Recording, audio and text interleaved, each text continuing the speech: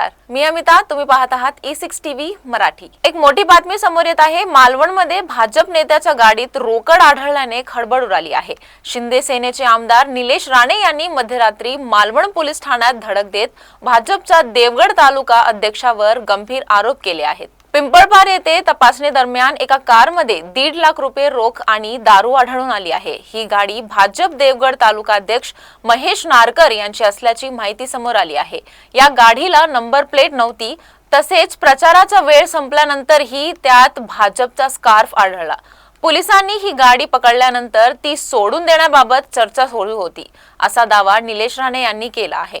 माहिती मिळताच राणे पोलीस ठाण्यात पोहोचले आणि त्यांनी तातडीने कारवाईची मागणी केली. FIR दाखल करण्यास उशीर होत असल्याबद्दल त्यांनी पोलीस आणि निवडणूक आयोगावर टीका केली आहे.